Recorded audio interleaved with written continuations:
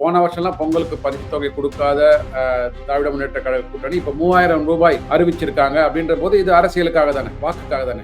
அதுக்கு ஒரு பதிலடி கொடுக்கிற விதத்துல எதிர்கட்சி தலைவர் இப்ப கொடுத்திருக்கிறாரு. இந்த வாக்குறுதிகளை கொடுத்திருக்காங்க. மகளிர் உரிமை தொகை மாதிரி இப்போ வந்து அது 2000 ரூபாய் உயர்த்தி இருக்கிறது வந்து கிட்டத்தட்ட ஒரு 13,000 கோடி ரூபாய் எக்ஸ்செக்கர்ல இருந்து போகும். விடியல் பேருந்து பெண்களாக இருக்கட்டும் ஆண்களாக இருக்கட்டும், அதுல வந்து யாருக்கு தேவை என்பதை ஐடென்டிஃபை பண்ணணும். மாதிரி ஒரு வாக்குறுதி எடப்பாடி கொடுத்திருக்கிறதுக்கு பாஜக பின்னிலிருந்து ஆதரவு தருகிறதா? எதற்கெடுத்தாலும் நம்ம வந்து ஒன்றிய அரசாங்கம், மத்திய அரசாங்கம், பாஜக வஞ்சிக்கிறது, இதை மாதிரியே ஒரு நெரேட்டிவ் செட் பண்ணி நீங்க வந்து உள்ள என்ன ஓட்ட இருக்குன்றத பார்க்க மறந்துட்டீங்க.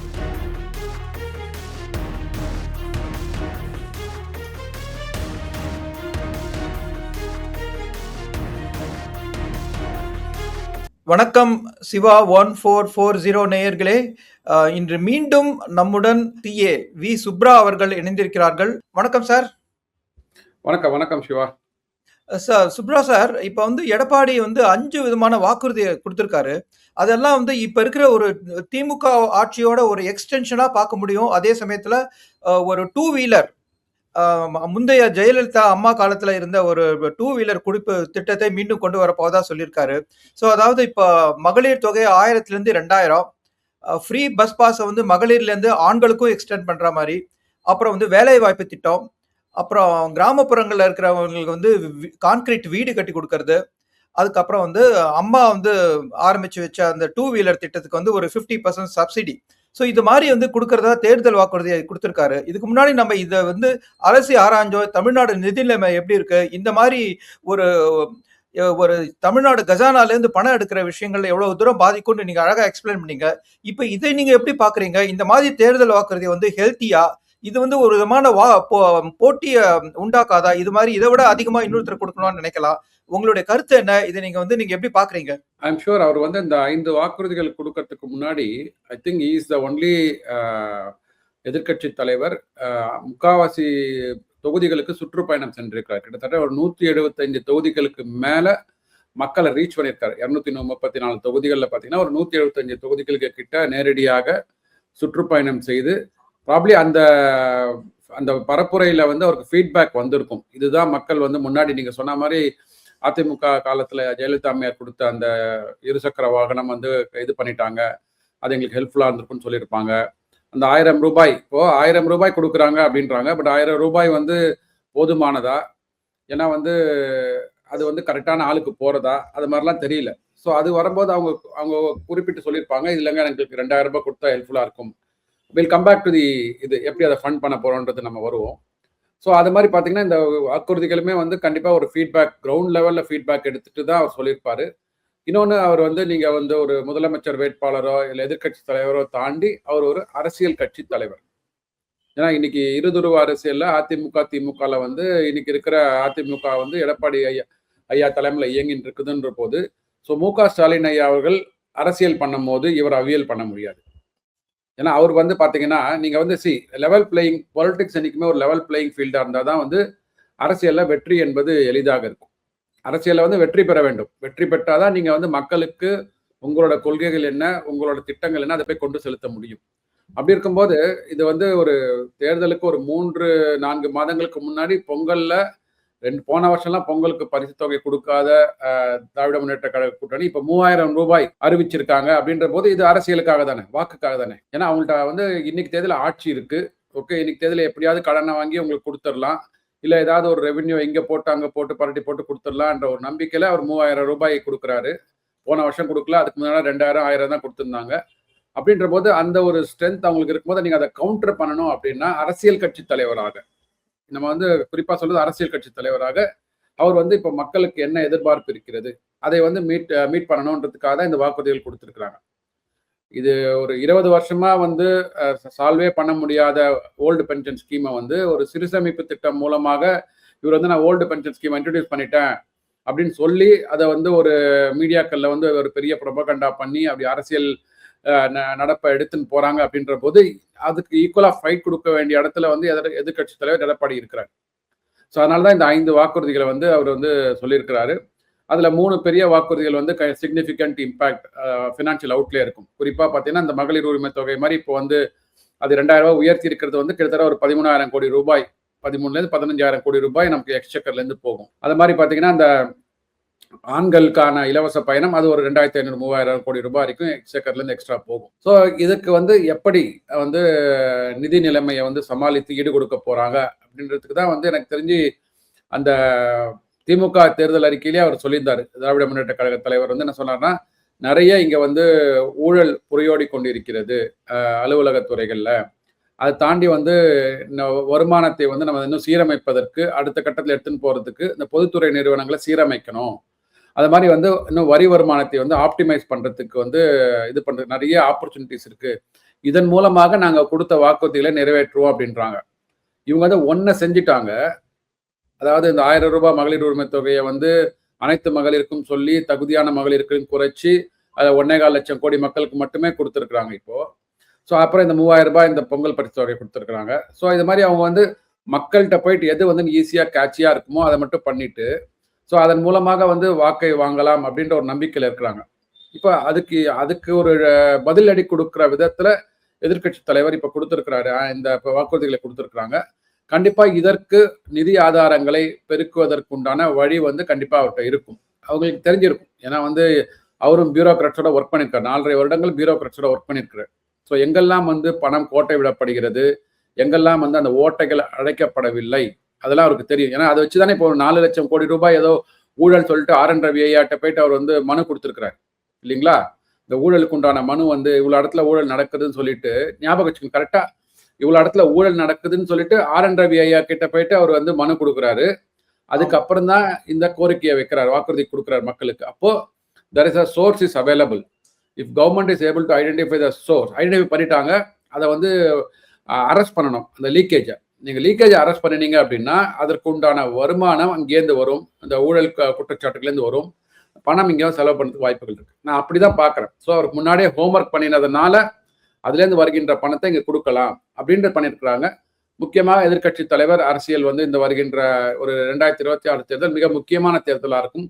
தமிழக மக்களுக்கு அதை கருத்தில் கொண்டு தான் அவர் கொடுத்துருக்காரு நான் பார்க்குறேன். சார், அதே சமயத்துல இப்ப நம்ம போக்குவரத்து துறையை எடுத்துக்கிட்டோம்னா பல பஸ் வந்து ரொம்ப பழுதடைஞ்சிருக்கு, உடையுது, ஆக்சிடென்ட் ஆகுது, மெயின்டெனன்ஸ் சரியில்லை அப்படிங்கறதெல்லாம் பாக்குறோம். அதுக்கான செலவு இருக்கு. அது குறித்து ஒரு வாக்குறுதி கொடுக்கல. அதே சமயத்துல நம்ம வந்து இப்ப பஸ் டிக்கெட்டை இப்ப ஏற்கனவே மகளிருக்கு வந்து இலவசமா கொடுக்கறதுனால டிக்கெட் அதிகமா இன்க்ரீஸ் பண்ண வேண்டிச்சு அப்படின்னு வந்து டிக்கெட் அதிகமா இன்க்ரீஸ் பண்ணி காம்பன்சேட் பண்ணாங்க. இப்ப ஆண்களுக்கும் ஃப்ரீயா கொடுக்கறதுனால டிக்கெட் விலை இன்னும் கொஞ்சம் உயரத்துக்கான வாய்ப்பு இருக்குன்னு நீங்க நினைக்கிறீங்களா? ஏன்னா சோர்ஸ்ங்கிறது எங்கேருந்தா வந்தானோ எங்கேருந்தா ஒரு ரிமோட் சோர்ஸ்ல இருந்து வர முடியாது. இந்த மாதிரி விஷயங்கள் திருப்பி மக்களை ஒரு விதத்துல பாதிக்கும், ஒரு விதத்துல ஃப்ரீயா கொடுக்கும் அப்படிங்கிற ஒரு நிகழ்வு வந்து ஒரு கட்சி மாத்தி இன்னொரு கட்சி வந்து தொடர்ந்துகிட்டே இருந்தேன்னா அது கட்சி மாறுறது ஆனா காட்சி மாறல அப்படிங்கிற மாதிரி ஒரு நிலைமை வந்து மக்கள் பார்வையில வராதா? அதை பத்தி என்ன நினைக்கிறீங்க? ஓகே, இந்த விடியல் பேருந்து பெண்களாக இருக்கட்டும் ஆண்களாக இருக்கட்டும் அதுல வந்து யாருக்கு தேவை என்பதை ஐடென்டிஃபை பண்ணணும். அதுல வந்து மேபி நம்ம ஒரு கோரிக்கையாக வைக்கலாம். எந்த அரசாங்கமாக இருந்தாலும் இப்போ பஸ்ல இப்போ காலேஜ் ஸ்டூடெண்ட்ஸ்க்கும் ஸ்கூல் ஸ்டூடெண்ட்ஸ்க்குலாம் பார்த்தீங்கன்னா அவங்களுக்கு வந்து மாதத்திற்கு எவ்வளவு தேவை 30 டோக்கன் கொடுப்பாங்க. அவங்களுக்குலாம் தெரியும். அந்த காலத்துல வந்து பஸ்ல பஸ் பாஸ் வாங்கி பஸ் டோக்கன் வாங்கி ஒரு மாணவனா நானும் அதுல பயணிச்சிருக்கிறீங்க. ஓகே, ஸோ அப்ப என்ன சொல்றாங்க, ஒரு 30 நாள் மாதத்துல இருக்குன்னா உங்களுக்கு 30x2 60 டோக்கன் தான் கொடுப்பாங்க. ஸோ உங்க வீட்டில இருந்து நீங்க வந்து காலேஜுக்கோ ஸ்கூலுக்கோ போலாம், திரும்பி வரலாம். ஸோ இதுல வந்து பயனாளிகளை வந்து அடையாளப்படுத்தி கண்டுகொண்டு உங்களுக்கு தேவையை புரிந்து கொண்டு உங்களுக்கு தேவை என்ன 2 டிராவல் தான் ஒரு நாளைக்கு, ஸோ 2 டோக்கன் கொடுக்குறேன் உங்களுக்கு. ஸோ அந்த மாதிரியான ஒரு பயனாளிகளை அடையாளம் கொண்டு வருமானத்தின் மூலமாக, ஏன்னா இப்போ வந்து இப்போ நிறைய ஐடிஎஸ் கம்பெனியில் ஒர்க் பண்ணுற பெண்களாக இருக்கட்டும் ஆண்களாக இருக்கட்டும் வந்து பஸ்ஸில் போகிறத நம்ம பார்க்குறோம். ஐடிஎஸ் கம்பெனியில் மேனுஃபேக்சரிங் கம்பெனியில் ஒர்க் பண்ணவங்க குறைஞ்சபட்சம் 30,000 40,000 ரூபாய் சம்பளம் இருக்கும் ஆரம்பமே. அப்படி இருக்கும்போது அவர்களுக்கு அது வந்து ஒரு தேவையில்லாத ஒரு மானியமாக இருக்கும் அரசாங்கத்தை பொறுத்த வரைக்கும். அப்படி இருக்கும்போது யாருக்கு தேவை, யாரெல்லாம் வறுமை கோட்டிற்கு கீழே இருக்கிறாங்களோ அவங்களே அடையாளம் கொண்டு கண்டுகொண்டு அவர்களுக்கு ஒரு ஐடென்டிட்டி கார்டு, ஒரு நம்ம டோக்கன் இஷ்யூ பண்ணின மாதிரி ஒரு சிஸ்டத்தை வைத்துக்கொண்டு தேவையானவர்களுக்கு கொடுத்தீங்க அப்படின்னா கண்டிப்பாக அவங்களுக்கு வந்து அதுல வந்து வாழ்க்கையில ஒரு மிகப்பெரிய ஒரு சப்போர்ட்டா இருக்கும். ஏன்னா அதற்கு அவர்கள் செலவழிக்கின்ற தொகையை பணத்தை வந்து மாசம் ஒரு 1000 ரூபாய் கூட செலவழிக்கிறாங்க வச்சுக்கோங்களேன். அதை வந்து அந்த கல்வி கற்பதில் அவங்க வீட்டில் இருக்கிற பசங்களுக்கு வந்து ஒரு எக்ஸ்ட்ரா புக்ஸ் வாங்கி கொடுக்கறதா இருக்கட்டும், இல்லைனா வந்து சைக்கிள் வாங்கி கொடுத்து அதன் மூலமாக அவங்களோட ஏதாவது ஒரு தொழிலை வந்து உற்பத்தி பண்றதா இருக்கட்டும், அபிவிருத்தி பண்றதா இருக்கட்டும், அந்த மாதிரியான வாய்ப்புகள் இருக்கும். ஸோ அது வந்து யாருக்கு தேவையோ அதை வந்து கண்டுகொண்டு அதுக்கு ஹெல்ப் பண்ணணும். அது வந்து எனக்கு தெரிஞ்ச இந்த திராவிட மாடல் அரசாங்கம் அதை தவற விட்டு விட்டது. ஏன்னா வாக்குறுதி சொல்லிட்டோம். அதனால ஏன்னா அவங்க ஒரு வாக்குறுதி கொடுத்துருக்குறாங்க. போக்குவரத்து துறையில வந்து பஸ் ஃபேர் வந்து ரெகுலேட் செய்யப்படும் அப்படின்னாங்க. என்ன பண்ணிருக்காங்கன்னு எனக்கு தெரியல. ரெகுலேட் செய்யப்படும்னா நம்ம வந்து ஆப்டிமைஸ் ஸ்டடி பண்ணிட்டு குறைக்கணும். 2018ல வந்து போக்குவரத்துல வந்து பஸ் ஃபேரை உயர்த்தினாங்க அப்ப இருக்கிற அதிமுக அரசாங்கம். அப்புறம் 19ல உங்களுக்கு கொரோனா வந்துடுச்சு, 20லயும் கொரோனா வந்துடுச்சு ரைட்டா. ஸோ 21க்கு அப்புறம் வந்தீங்களா இந்த அரசாங்கம் என்ன நடவடிக்கைகள் எடுத்தாங்கன்னு தெரியல. பஸ் ஃபேரை ரெகுலேட் பண்ணுவோம்னு சொல்லிட்டு ஒரு வாக்குறுதியை கொடுத்து விட்டு, ஆனா வந்து தினமும் இந்த போக்குவரத்து கழகங்கள் நஷ்டத்துல இயங்கி கொண்டிருக்கு. கிட்டத்தட்ட டெய்லி ஒரு 20 கோடி ரூபாய் நஷ்டம், வருஷத்துக்கு ஒரு 50,000 கோடி ரூபாய் நஷ்டத்துல இயங்கி கொண்டிருக்கிறது. அதற்கு நீங்க சொன்ன மாதிரி இப்போ நீங்க வந்து கசப்பான மருந்தை நீங்க வந்து சாப்பிட்டே ஆகணுங்க உங்க நோய் குணமாகணும்னா. ஸோ நீங்க வந்து வாக்கு நமக்கு தவறி போய்விடும், தோத்து போயிடுவோன்ற பயத்துல பஸ் ஃபேரை ஏத்தாம ஒரு 5 வருஷம் ஓட்டி இருக்கீங்க அப்படின்னா, இப்போ நீங்க பெண்களுக்கு இலவச பயணம் கொடுத்தீங்க, பட் அது வந்து எவ்வளவு பேருக்கு வந்து பயனாளி அடைஞ்சிருக்குது? இங்க நம்ம ஃபேர் இன்க்ரீஸ் பண்ணோமே அது வந்து போதுமானதாக இருந்ததா? உடனே என்ன சொல்லுவாங்கன்னா ஒன்றிய அரசாங்கம் வந்து டீசல் பிரைஸை ஏற்றிச்சுன்னுவாங்க. நீங்க கம்பேர் பண்ணுங்க லாஸ்ட் 5 இயர்ஸ்ல இட் இஸ் இந்த range of 91 rupees to 93 rupees per litre for diesel. 91 ரூபாயில இருந்து 93 ரூபாய்க்குள்ள இருக்குது டீசல். 2 ரூபாய் உயர்ந்து இருக்குது 5 வருஷத்துல. இன்ஃபிளேஷனை போட்டு பாருங்க. ஸோ எதற்கெடுத்தாலும் நம்ம வந்து ஒன்றிய அரசாங்கம், மத்திய அரசாங்கம், பாஜக வஞ்சிக்கிறது இதை மாதிரியே ஒரு நெரேட்டிவ் செட் பண்ணி நீங்க வந்து உள்ள என்ன ஓட்ட இருக்குன்றத பார்க்க மறந்துட்டீங்க. எப்பவுமே வந்து வெளியில இருக்கிற அவன் தான் அடுத்தவன் தான் வந்து முட்டாளுன்னு சொல்லிட்டு அது மாதிரியே பேசிட்டு நம்ம இங்க என்ன ஓட்டம் இருக்குது அதை பார்க்க தவறியதுனால தான் பாத்தீங்கன்னா நீங்க நேத்து நான் வந்து ஒரு வலைதளத்துல வந்து ஒரு செய்தி பார்த்தேன். மதுரையில வந்து ஒரு போக்குவரத்து கழகத்தோட பஸ் முன்னாடி உள்ள 2 வீலும் காய்ந்து தானா ஓடுது. பெரிய ஒரு ஆக்சிடென்ட்ல இருந்து அவங்க தப்பிச்சிருக்கிறாங்க. டயர்லாம் காய்ந்து போகுதுன்றாங்க. ஸோ அந்த பராமரிப்புக்கான என்ன பண்றோம்? நீங்க தானே வெள்ளை அறிக்கையில சுட்டி காமிச்சிங்க இவ்வளவு போக்குவரத்து கழகங்கள் வந்து இவ்வளவு நஷ்டத்துல ஓடுது, 1 கிலோமீட்டர் ஓடினாலும் எனக்கு இவ்வளவு நஷ்டம்னு சொல்லி பிடிஆர் பயணி இதெல்லாம் சொன்னார் இல்லையா? அதற்கு என்ன நடவடிக்கை எடுத்தோம்? அதுதான் வந்து இப்ப இருக்கிற எதிர்கட்சி தலைவர்களாக இருக்கட்டும், நம்ம பொதுமக்களாக இருக்கட்டும், இங்க திமுக கட்சி தலைவர்களோ கூட்டணி கட்சி தலைவர்களோ தேர்தல் பரப்புரைக்கு வரும்போது நீங்க இதெல்லாம் சொன்னீங்களே இதெல்லாம் செஞ்சிட்டீங்களான்னு கேட்கணும். சார், நீங்க வந்து ஒரு அரசியல் பார்வைய ரொம்ப எடுத்து வைக்கிறீங்க. அந்த அரசியல் பார்வை வந்து அது சரியான பார்வையா இருக்கலாம். அதே சமயத்துல பொதுமக்களோட பார்வையில நம்ம பார்க்க போனோம்னா, இப்ப இது வந்து ஒரு அரசியல் கட்சிகளுக்குள்ள ஒரு ரேஸ உண்டாக்காதா? இத நான் வந்து இதுக்கு மேல நான் தரேன் அப்படின்னு சொல்லிட்டு வந்து திமுக வரலாம். இதுக்கு வந்து பதிலடி குடுக்குற மாரி வந்து அப்படி போச்சுன்னா, மக்களுடைய பாதிப்பு வந்து நான் ஒரு ஒரு மாநிலத்தோட பொருளாதாரமோ, அது மக்கள் மேல இருக்கிற கடன் சுமையோ இன்னும் அதிகமாக எதிர்காலத்துல எப்படி இருக்குங்கிற வந்து ஒரு கேள்வி வருது. அந்த கேள்விக்கு யார் பதில் சொல்லப் போறாங்க? எந்த அரசியல் கட்சி அதுக்கு பதில் சொல்லும்?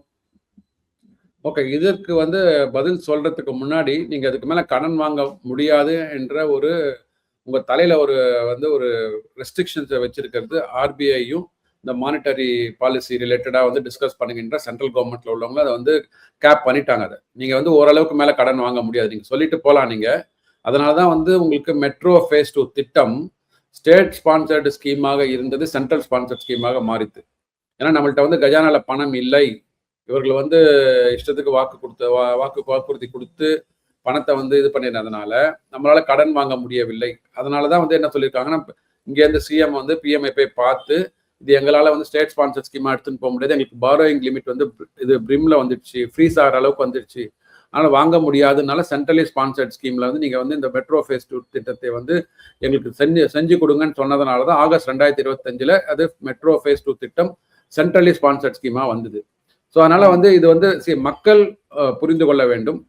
அதே சமயத்தில் உங்களுக்கு மேலே வந்து சென்ட்ரல் கவர்மெண்ட்ல வந்து தெர் இஸ் அ ரெகுலேஷன், அதன் மூலமாக கட்டுப்படுத்துகிறோம். ஆனால் அன்ஃபார்ச்சுனேட்லி நீங்கள் தெரிந்தோ தெரியாமலோ இந்த மக்கள் நம்ம வந்து இந்த ட்ராப்குள்ளே போயிட்டோங்க. ஓகே, இந்த 1000 ரூபாய் மகளிர் உரிமை நீங்கள் நம்ம தான் மக்களாகி நாம தான் வந்து கொஞ்சம் உணர்ந்து திருந்தணும். அதாவது 1.25 லட்சம் 1.25 கோடி குடும்பங்களுக்கு வந்து 1.25 கோடி குடும்பங்களுக்கு வந்து மகளிர் உரிமை தொகை கொடுக்குறாங்க. ஒரு கிரைட்டீரியா என்னன்னா மகளிர் உரிமை தொகையில 2,50,000 கீழே இருந்தாதான் வந்து அந்த உரிமை தொகை அவங்களுக்கு போகணும். ஆமா. பட் நம்ம நிதிநிலை அறிக்கையை வாசிக்கும் போது, தமிழக நிதிநிலைக்கு வாசிக்கும் போது, நம்ம தமிழ்நாட்டுல ஒரு 16 லட்சம் குடும்பங்கள் தான் வறுமை கோட்டிற்கு கீழே இருக்கோன்றோம். ஸோ வறுமை கோட்டிற்கு கீழே இருக்கிறோம் அப்படின்ற 16 லட்சம் மக்கள் மட்டுமே இருக்கும்போது, எப்படி நீங்க வந்து 1,4 கோடி குடும்பங்களுக்கு வந்து எப்படி நீங்க வந்து உரிமை தொகைக்கு கொடுக்க முடியும்? இதை அனைவரும் கேட்க வேண்டும். மக்கள் அனைவரும் கேட்க வேண்டும். ஏன்னா இப்ப நீங்க வந்து ஒருத்தர் கொடுக்குறீங்க அப்படின்னா, அதுக்கு வந்து இன்னொருத்தர் வரி செலுத்துறாங்க. ஸோ வரி செலுத்துவது வந்து கரெக்டான முறையில வந்து இது டிஸ்ட்ரிபியூட் பண்ணப்பட வேண்டும். இது வந்து ஆனா இந்த காலகட்டத்துல இதை வந்து பேச வேண்டிய தருணங்கள் ஒரு 2-3 வருடங்களுக்கு முன்னாடி பேசியிருக்கணும். ஆனா இப்போ வந்து பேசினாங்க அப்படின்னா கண்டிப்பா வந்து மக்களுக்கு எதிராக பேசுறாங்கன்னு சொல்லிட்டு வந்து எந்த கட்சி தலைவர் பேசாலும் அவங்களுக்கு முன்னாடி வந்து இது எதிராக திரும்பும். அப்போ வந்து அந்த வாக்குகள் சிதற ஆரம்பிக்கும். நான் முன்னமே சொன்ன மாதிரி தான் அரசியல் கட்சி தலைவர்கள் அரசியல் தான் பண்ணுவார்கள், அவியல் பண்ண மாட்டாங்க. ஸோ அதனால வந்து வேற வழி இல்லை. மேபி 2026 இந்த மக்களுக்கு என்ன வாக்குறுதிகள் தேவையோ அதை மட்டும் கொடுத்து மக்களுக்கு எது need, big difference between need and want, எது தேவை எது வந்து அத்தியாவசியம், அந்த இதை பார்த்துட்டு அதுக்கேற்ற மாதிரி வந்து வாக்குறுதிகளை வந்து அவங்களும் கொடுக்கணும். மக்கள் அந்த வாக்குறுதிகளை வந்து உள்வாங்கி கொள்ளும் போது இந்த கேள்வியை கேட்க ஆரம்பிக்கணும். அப்பதான் அவங்களுக்கு வந்து என்னுடைய கேள்வி வந்து நீங்க அழகா விளக்கினீங்க, மன்னிக்கணும் குறுக்கீடு செய்யறதுக்கு.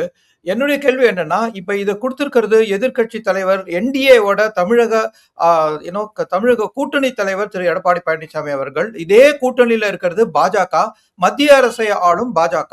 சோ இப்ப வந்து இந்த மாதிரி ஒரு வாக்குறுதி எடப்பாடி கொடுத்திருக்கிறதுக்கு பாஜக பின்னிலிருந்து ஆதரவு தருகிறதா? அதாவது மத்திய அரசு இதனுடைய சுமையை ஓரளவு ஏற்கும் என மக்கள் எதிர்பார்க்கலாமா? அதன் மூலமாக இந்த கோரிக்கைகள் நிறைவேற்றப்படும் அப்படிங்கிற ஒரு பாசிபிலிட்டி இருக்கா? அரசியல் பூர்வமான பார்வையா நான் பாக்குறேன். இதை கண்டிப்பா இருக்கும். வித்தவுட் தேர் ஒரு இன் பிரின்சிபல் கன்சென்ட் இவரால சொல்லியிருக்க முடியாது. நான் முன்னமே சொன்ன மாதிரி 2-3 அவென்யூஸ் இருக்கு. ஒன்று, நம்மளே வந்து வரி வருமானத்தை உயர்த்தி கொள்வது, தமிழகத்தில் உள்ள துறைகளை வந்து பொதுத்துறைகளை வந்து சீர்திருத்தம் பண்ணி அதன் மூலமா ரெவென்யூ ஆப்டிமைஸ் பண்றது. இல்ல மூன்றாவதாக மத்திய அரசாங்கத்திலிருந்து இப்ப நம்ம வந்து ஒரு கட்டமைப்புகளுக்காக ஒரு பட்ஜெட் போட்டிருப்பாங்க, கிட்டத்தட்ட ஒரு 50,000-60,000 கோடி போட்டிருப்பாங்க இன்ஃப்ராஸ்ட்ரக்சர் டெவலப்மெண்ட். அதை வந்து எப்படி வந்து ஒரு சென்ட்ரலி ஸ்பான்சர்ட் ஸ்கீமா வந்து அதை மாற்றி அதுக்கு நம்ம அலோகேட் பண்ணுகின்ற பணத்தை வந்து நிதியை வந்து இந்த மாதிரி பொதுமக்கள் திட்டத்துக்கு வந்து நீங்க வந்து கொண்டு போய் செலுத்துறதுக்கு என்னென்ன ஆப்பர்ச்சுனிட்டிஸ் இருக்கு. ஸோ இந்த மாதிரி பேசியிருப்பாங்க. பேசிட்டு முதல்ல நம்மளால எவ்வளவு பண்ண முடியும், மத்திய அரசாங்கம் எவ்வளவு உதவி பண்ண முடியும். நீங்க மத்திய அரசாங்கம் எல்லாத்துக்குமே நீங்க இப்ப ஏன் திமுக அரசாங்கம் வந்து இது மாதிரி தடுமாறுதுன்னா, நீங்க வந்து அவங்க கொடுத்த பணத்தையும் கொடுத்த நிதியையும் வந்து மத்திய அரசாங்கம் எங்களுக்கு கொடுத்து இருக்குன்னு சொல்லிட்டு ஒரு வாட்டி கூட நீங்க வந்து ஒப்புத்துக்கவே இல்ல. சரி, அதாவது இப்ப உரிய நிதி அங்கேருந்து வரும்போது நீங்க வந்து அதை நாங்க பண்ணினோம்னு சொல்லிட்டு நீங்க ஸ்டிக்கர் ஒட்டினதுனால வந்த வேணா தானே இதெல்லாமே. நீங்க வந்து 2,152 கோடி ரூபாய் போன வருஷம் பிஎம்சி திட்டத்துக்கு நாங்க ஒத்துக்கலன்னு சொல்லிட்டனால பணத்தை நிறுத்தினீங்கன்னு சொன்னீங்க. அதனால வந்து 2025 பொங்கல் பரிசு கொடுக்க முடியலன்னு சொன்னாங்க. ஆனா இப்ப 3,000 ரூபாய் பொங்கல் பரிசு கொடுக்கும் போது அந்த பணம் எங்கேருந்து வந்து யாராவது கேட்டோமா நம்ம? அப்ப உங்களுக்கு 2,152 கோடி ரூபாய் வந்துடுச்சா? ஓகே, அது ஒரு கேள்வி. இன்னொன்னு, பிஎம்சி ஸ்கீம் திட்டத்துல பணம் கொடுக்கலன்றனால பொங்கல் பரிசு நீங்க எப்படி நிமித்த முடியும்னா, அந்த பிஎம்சி என்பது கல்விக்காக செலவழிக்க வேண்டிய தொகை. கல்விக்காக செலவழிக்க வேண்டிய தொகையை வந்து நீங்க எப்படி வந்து ஒரு பொங்கல் கிஃப்ட் கொடுக்க முடியும் நீங்க, இல்லையா? ஸோ அதை வந்து யாருமே கேட்கறது இல்லை. ஸோ இது வந்து அரசியல் கட்சிகள் வந்து அரசியல் செய்து கொண்டிருக்கிறார்கள்.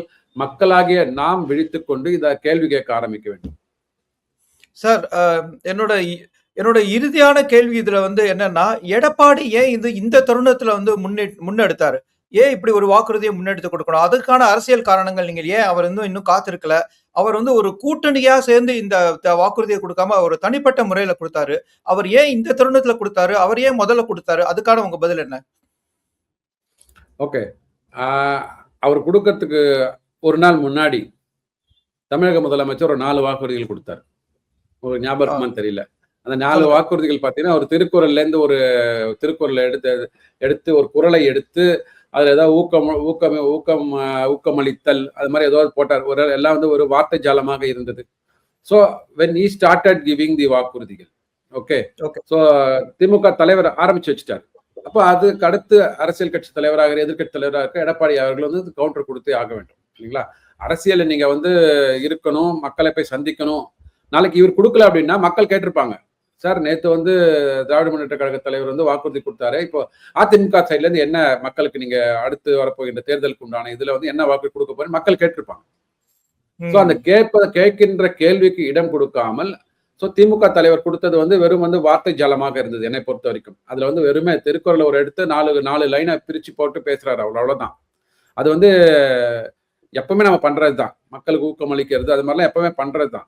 சோ அதை வந்து ஒரு வாக்குறுதியா கொடுத்திருக்கிறாரு. ஏதோ அன்னைக்கு திருவள்ளுவர் தினம்னால கொடுத்திருக்கிறாரு வச்சுக்கோங்களேன். அதாவது 16ஆம் தேதி திருவள்ளுவர் தினம். அவர் திருக்குறளை மேற்கோள் காட்டி வந்து வாக்குறுதி கொடுத்தாரு.